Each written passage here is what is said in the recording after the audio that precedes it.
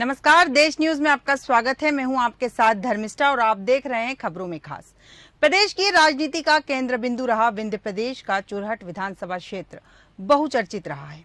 चुरहट का नाम आते ही पूर्व सीएम, राज्यपाल व पूर्व केंद्रीय मंत्री स्वर्गीय अर्जुन सिंह, उनके पुत्र व पूर्व मंत्री अजय सिंह, राहुल भैया या चुरहट लॉटरी कांड का स्मरण हो जाता है। ये तीनों नाम कभी प्रदेश के राजनीतिक पटल पर चमकते रहे। यह सीट अर्जुन सिंह और कांग्रेस का गढ़ रही है। विंध्य पर्वत माला के श्रेणी और सोन नदी से आच्छादित यह इलाका सीधी जिले का एक विधानसभा क्षेत्र है। चुरहट विधानसभा क्षेत्र 1967 से अस्तित्व में आया। इससे पूर्व मझोली के अंतर्गत था। 1961 की जनगणना के बाद हुए परिसीमन में इस सीट का उदय हुआ। अर्जुन सिंह मझोली से 1957 में निर्दलीय उम्मीदवार के रूप में खड़े हुए थे और प्रजा सोशलिस्ट पार्टी के जगत बहादुर सिंह आर्य को 1225 मतों से पराजित कर विजय हुए। 1962 में पुनः अर्जुन सिंह मझोली से कांग्रेस के टिकट पर खड़े हुए और विजय रहे। प्रजा सोशलिस्ट पार्टी के सीपी तिवारी से हारे थे। अर्जुन सिंह जब 1967 में चुरहट विधानसभा क्षेत्र के पहले चुनाव हुए तो प्रजा सोशलिस्ट पार्टी के सीपी तिवारी से अर्जुन सिंह पराजित हो गए। इसके बाद 1972 में अर्जुन सिंह सीधी से चुनाव लड़े और 31,802 मतों से विजय रहे। शेष सभी उम्मीदवारों की जमानत जब्त हो गई। 1967 में जयप्रकाश नारायण के नेतृत्व में हुए आंदोलन से और आपातकाल के विरोध का गुस्सा मतदाताओं में था। फिर भी 1977 के विधानसभा चुनाव में कांग्रेस के अर्जुन सिंह विजय रहे। उन्होंने जनता पार्टी के जगत बहादुर सिंह को पराजित किया। इस विषय पर विस्तृत चर्चा के लिए हमारे साथ हमारे एडिटर सूरज पाठक जी जुड़ चुके हैं। सूरज जी नमस्कार, देश न्यूज में आपका बहुत बहुत स्वागत है। जी धन्यवाद। जी सूरज जी, जैसा कि देखने में आया है चुरहट विधानसभा सीट जो कांग्रेस का गढ़ मानी जाती है, इसमें बीजेपी सेंध लगाने पे लगी हुई है। जी देखिए धर्मिष्ठा, क्या है वास्तविकता कि ये जो चुरहट सीट है ये हॉट सीट मानी जाती है। जी दरअसल 1967 से जो है यह सीट अस्तित्व में है जी और कहा जाता है कि इसके पहले मझोली के अंतर्गत आती थी और 1961 में की जनगणना का जब परिसीमन हुआ तब ये सीट बनी। जी अर्जुन सिंह मझोली से 1957 में निर्दलीय उम्मीदवार के रूप में चुनाव लड़े थे जी और प्रजा सोशलिस्ट पार्टी के जगत बहादुर सिंह आर्य को 1225 मतों से उन्होंने चुनाव हराया था। जी और 1962 में दोबारा अर्जुन सिंह मझोली से कांग्रेस के टिकट पर चुनाव लड़े और जीते। जी आपको बता दूं कि इस सीट पर जो है, यदि हम देखें कि 2018 में जी 2018 के चुनाव में ये सीट भारतीय जनता पार्टी के खाते में गई थी जी और उससे पहले ये सीट 1993 में जी भारतीय जनता पार्टी के खाते में गई और उसके अलावा हर चुनाव में ये सीट जो रही है ये कांग्रेस के खाते में रही। बिल्कुल। यहाँ सबसे पहले कांग्रेस के जो प्रत्याशी जीते थे 1972 में जी वो जीते थे चंद्र प्रताप और उन्होंने अपने निकटतम प्रतिद्वंदी जो निर्दलीय थे श्यामलाल जो थे निर्दलीय प्रत्याशी, उनको 5,890 मतों से हराया था। यदि यहाँ हम बात करें उसके बाद के चुनावों की तो 4 चुनाव में अर्जुन सिंह 1970 के चुनाव में, 1980 के चुनाव में, 1985 के चुनाव में और 1990 के चुनाव में अर्जुन सिंह यहाँ से कांग्रेस के प्रत्याशी रहे हैं और उन्होंने इस सीट से जीत हासिल की। 1993 के चुनाव में यहाँ पर 67.48% मतदान हुआ था और यहाँ गोविंद प्रसाद भारतीय जनता पार्टी के प्रत्याशी थे जो चुनाव जीते थे और कांग्रेस के चिंतामणि तिवारी इस सीट से प्रत्याशी रहे हैं उस समय, जो हार गए थे और केवल 2427 वोटों से वो यहाँ पे हारे थे।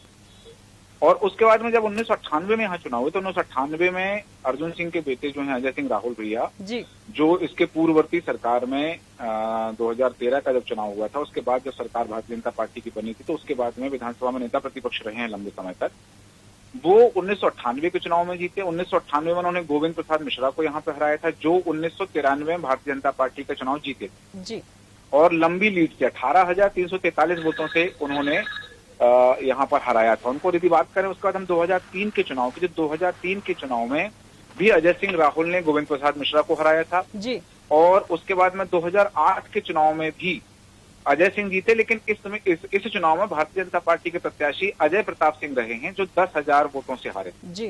2013 के चुनाव में अजय सिंह ने, जिन्हें राहुल भैया कहा जाता है, उन्होंने शरदेंदु तिवारी, जो भारतीय जनता पार्टी के प्रत्याशी रहे, उनको 19,356 वोटों से हराया था। जी।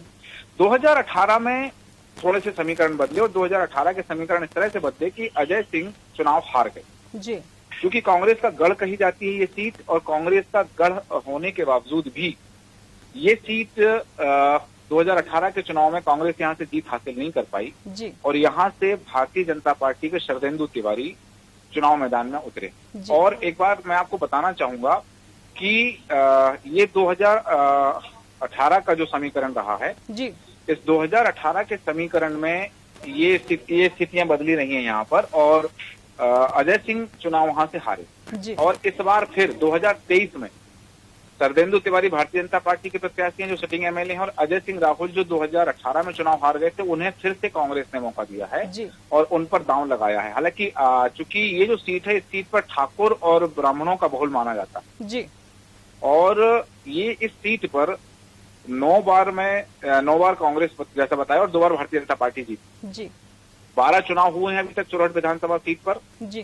जिसमें से केवल 2 बार, जैसा मैंने बताया कि 2 बार ही केवल यहाँ पर भारतीय जनता पार्टी के प्रत्याशियों को जीत मिली थी जी। और उसके बाद में इस सीट से लगातार कांग्रेस जीत रही है। हालांकि अजय सिंह राहुल के लिए ये जो 2023 का चुनाव है जी। इस सीट पर अब शरदेंदु तिवारी अपना कितना दमखम कायम रख पाते हैं, क्योंकि 5 साल लगातार वो वहां से विधायक रहे हैं।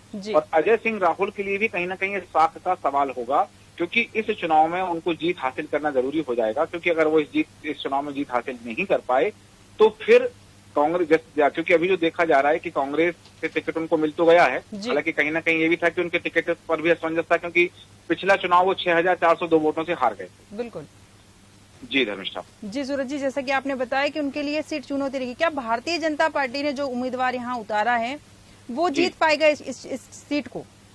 देखिए, शरदेंदु तिवारी सिटिंग एमएलए हैं, वर्तमान विधायक हैं अभी वहां से जी।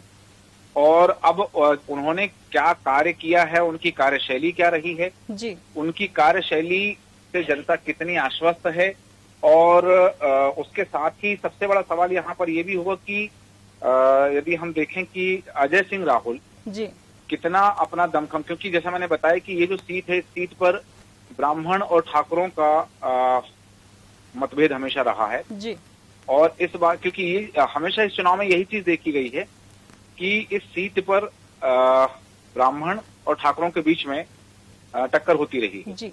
तो अब ऐसी स्थिति में इस बार फिर से ब्राह्मण और ठाकुर प्रत्याशी हैं यहाँ से चुनाव मैदान में, तो अब क्या हो सकता है, क्योंकि पिछले चुनाव में भी हमने देखा कि पिछले चुनाव में इस सीट से जी ब्राह्मण प्रत्याशी जीत कर आया, अभी तक ठाकुर प्रत्याशी जीत रहे थे। 2018 के चुनाव में ब्राह्मण प्रत्याशी यहाँ से चुनाव जीत कर आया, लेकिन अब 2023 में एक बार फिर ठाकुर और ब्राह्मण, क्योंकि ये इस सीट पर दोनों ही समाज के लोग, ब्राह्मण मतदाता और ठाकुर मतदाता, निर्णायक भूमिका में रहते हैं जी।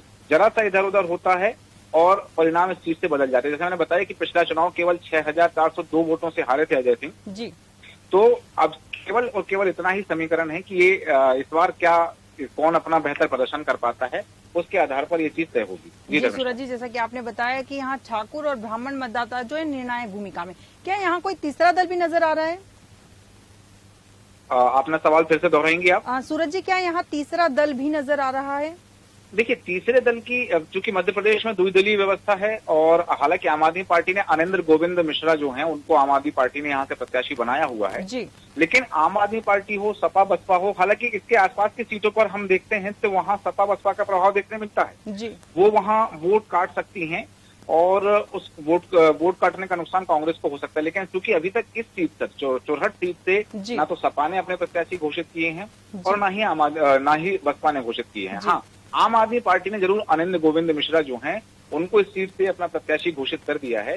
तो ऐसी स्थिति में अब ये अनिंद्र गोविंद मिश्रा जो हैं ये कितना प्रभाव दिखा पाते हैं, और यदि यहाँ, चूंकि मैं बता दूं कि सिंगरौली में जो महापौर हैं, सिंगरौली में महापौर आम आदमी पार्टी की जी, तो आसपास की सीटों पर कुछ तो प्रभाव आम आदमी पार्टी का रहेगा। लेकिन यहाँ पर केवल और केवल, जैसा कि मैंने आपको बताया भी कि केवल 1967 का जो चुनाव हुआ था उस समय निर्दलीय प्रत्याशी के रूप में, या कहें पीएससी के जो प्रत्याशी थे अर्जुन सिंह, वो यहाँ से चुनाव जीते। उसके बाद में लगातार कांग्रेस जीती है और 1993 में और 2018 में केवल 2 चुनावों में भारतीय जनता पार्टी को यहाँ से विजयश्री हासिल हो पाई है।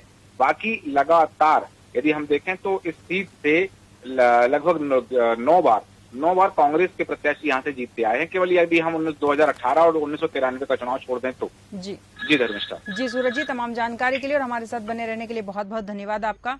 जैसा कि सूरज जी ने बताया कि ये जो सीट है ये ठाकुरों और ब्राह्मणों का यहाँ पर वर्चस्व है और ये निर्णायक भूमिका में होते हैं।